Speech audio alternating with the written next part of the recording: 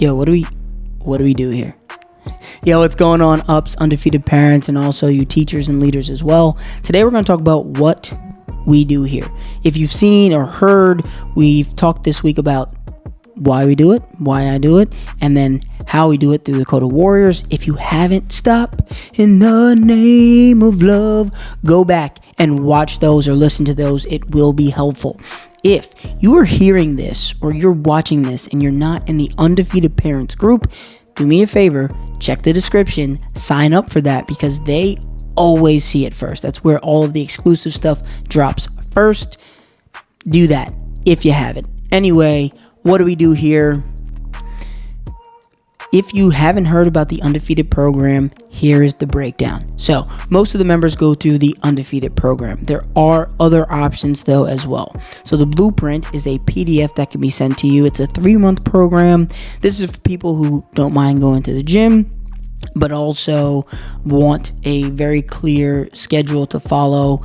And after the 3 months, you can run that multiple times if you'd like. The EFIT program is the program that essentially follows my training. A lot of the Undefeated members end up in that program because they're looking for something more challenging physically, but also want to keep in touch and see kind of some of the progressions and things that I do. And then most, like I said, are in the Undefeated program. It's about a 4-month program. Yeah, some people do take a little bit longer, but essentially what you're doing, we have 3 phases. It is the prep phase, the foundation, and then the ascension phase. You typically lose about 2 to 4 pant sizes. You get super strong. There is some stuff about connecting with your people, but also, honestly, it's about taking control of your life in all forms, period. So I wrote some things down because I didn't want to miss anything. But in that first preparation phase, typically we see a lot of first push-ups here. I do encourage running. You do not have to run, but again, because a lot of what I'm driven by is health and longevity, increasing your cardiovascular is important. So there's a lot of walking and or running. So we see a lot of first miles there. Energy and sleep change drastically here, but a lot of it is in the prep phase. We're really focusing on the body. I've seen a ton that once you see how you can control the body, the rest starts to follow. And so in the prep phase, we're really talking about food. We're talking about scheduling. We're finding your fitness because it's whatever decision you make when it comes to fitness. If you make a decision, or you can just take all of this and make it your own, it should be your way. I don't force anyone to do anything. I make suggestions based on where I hear that you want to go.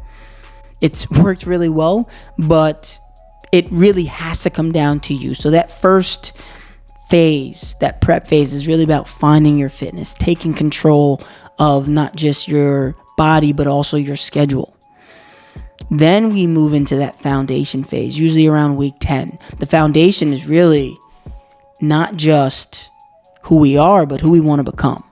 So we talk a lot about that. It's like a clear direction of where we want to go physically and mentally. Most of us create our vision boards in this phase, and then through that, we create a structure to protect and pursue that vision. So in that phase, we're taking things out of our life that are not serving us. We're adding things into our life that will help us get to that next checkpoint or whatever it is. Usually broken down into family, fitness, and finances.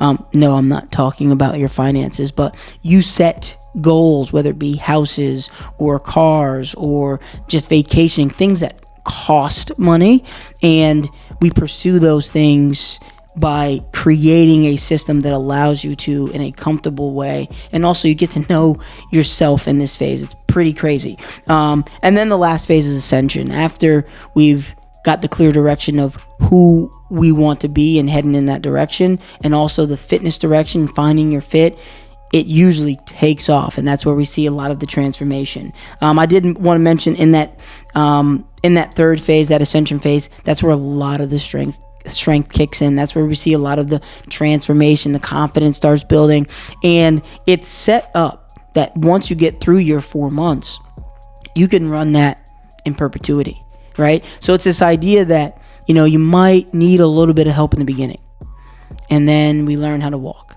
and then we learn how to run, and then you're figuring out how to walk and run and lift, and you do it all. Right? I'm definitely there as a guide, but essentially it's there for you to take control of it. The whole idea is so that eventually you don't need me. Most people stick around, but typically at that point you have control enough of it, and I'm just a Sherpa, kind of helping you get through some of the tough parts, or providing perspective that maybe you didn't have on that specific thing. So that's kind of what we do in a nutshell. Those 3 phases, the prep, the foundation, and ascension phases, that's what most of my people go through. If you have questions about that, obviously reach out to me. You're going to get a massive breakdown of those things in this group just by being here. So if you're not in the group, make sure you join. If you are, buckle in, because we are in for a ride. Take care. Thank you, and be well.